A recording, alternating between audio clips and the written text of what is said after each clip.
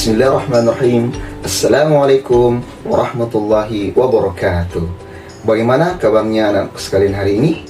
Alhamdulillah, luar biasa, tetap semangat, Allahu Akbar. Semoga Allah selalu memberikan kesehatan kepada kita semua. Amin ya rabbal alamin. Baiklah anak-anakku sekalian yang soleh-soleha, sebelum kita mulai pelajaran hari ini, seperti biasa, mari kita membaca doa belajar dan dilanjutkan dengan membaca surah Al-Futsal. A'udzu billahi minasy syaithanir rajim. Bismillahirrahmanirrahim. Rabbi zidni ilman warzuqni fahman. Bismillahirrahmanirrahim. Inna a'tainakal kautsar fasalli li rabbika wanhar.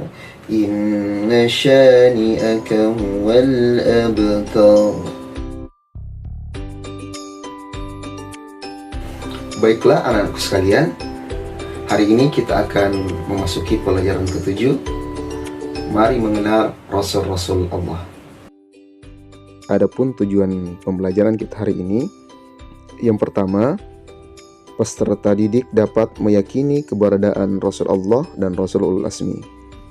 Yang kedua, peserta didik dapat menunjukkan sikap sabar dan jujur sebagai implementasi dari pemahaman mengenal nama-nama Rasul Allah dan Rasul Ulul Azmi. Yang ketiga, peserta didik dapat memahami nama-nama Rasul Allah dan Rasul Ulul Azmi. Kemudian yang keempat, peserta didik dapat menghafal nama-nama Rasul Allah dan Rasul Ulul Azmi. Itulah tujuan pembelajaran kita hari ini, anak-anakku sekalian. Adapun pokok-pokok materi yang akan kita pelajari pada pelajaran 7 ini, yang pertama, makna Rasul Allah, yang kedua, tugas dan sifat-sifat Rasul Allah, yang ketiga, Rasulul Azmi, yang keempat, kisah keteladanan Nabi Muhammad SAW sebagai Rasulul Azmi, dan yang kelima, sikap terpuji para Rasul dan Rasul Ulul Azmi. Mari kita mulai pelajaran hari ini, bagian A, makna Rasul Allah. Coba anak-anakku sekalian perhatikan gambar di samping ini. Nabi Muhammad digambarkan hanya berupa simbol. Mengapa tidak digambarkan dalam bentuk manusia? Karena Nabi melarangnya. Karena ditakutkan nanti ada yang menyembah Nabi. Rasul dari segi bahasa artinya utusan. Sedangkan Rasulullah artinya utusan Allah, yaitu orang yang menerima wahyu dan berkewajiban menyampaikan kepada orang lain atau umat manusia. Tahukah anak-anakku sekalian, apakah perbedaan antara Nabi dan Rasul? Kalau belum tahu, marilah kita sama-sama menyaksikan tabel perbedaan Nabi dan Rasul. Perbedaan yang pertama, Nabi berasal dari kata naba'a yang artinya berita atau informasi. Sedangkan Rasul berasal dari kata rasala yang artinya utusan atau penyampaian. Yang kedua, Nabi tidak berkewajiban menyampaikan wahyu kepada umatnya. Tetapi Rasul wajib menyampaikan wahyu yang didapatkan dari Allah kepada umatnya. Kemudian perbedaan yang ketiga, Nabi melanjutkan syariat yang disampaikan oleh Nabi yang sebelumnya. Sedangkan Rasul membawa syariat baru. Kemudian yang keempat, Nabi tidak memiliki sifat tabligh. Sedangkan Rasul memiliki sifat tabligh. Itulah tadi beberapa perbedaan antara Nabi dan Rasul.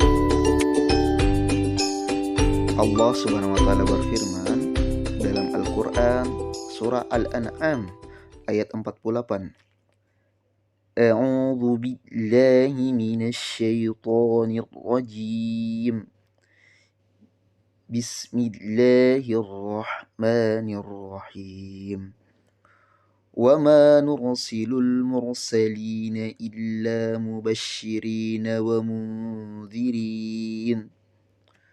Artinya, dan tidak kami mengutus para rasul, melainkan untuk memberi kabar gembira dan peringatan. Dari ayat ini, anak-anakku sekalian, kita dapat menyimpulkan bahwa tujuan Allah mengutus para rasul yaitu memberi kabar gembira, dan yang kedua memberi peringatan. Kabar gembira yang dimaksud di sini adalah janji-janji Allah terhadap orang beriman dan bertakwa, yaitu berupa kebahagiaan di dunia dan akhirat.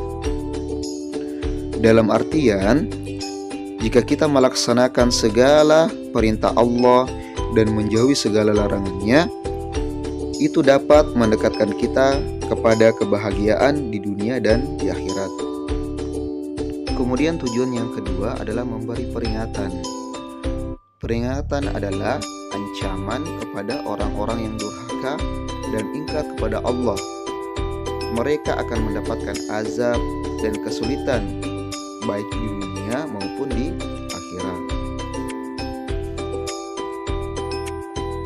Nabi dan Rasul adalah manusia biasa. Yang membedakannya, mereka menerima wahyu dari Allah.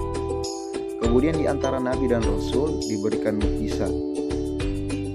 Mukjizat itu berupa kekuatan yang luar biasa yang diberikan oleh Allah sebagai tanda atau bukti kenabian dan kerasulannya.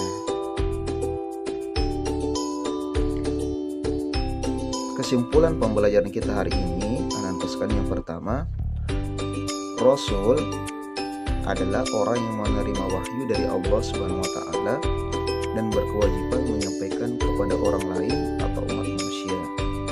Kemudian yang kedua, tujuan diutusnya Nabi dan Rasul adalah untuk memberi kabar gembira dan peringatan kepada umat manusia. Yang ketiga, di antara Nabi dan Rasul ada yang diberikan mukjizat sebagai bukti kenabian dan kerasulan mereka. Itulah tadi kesimpulan pembelajaran kita hari ini. Demikian anak-anakku pembelajaran kita hari ini.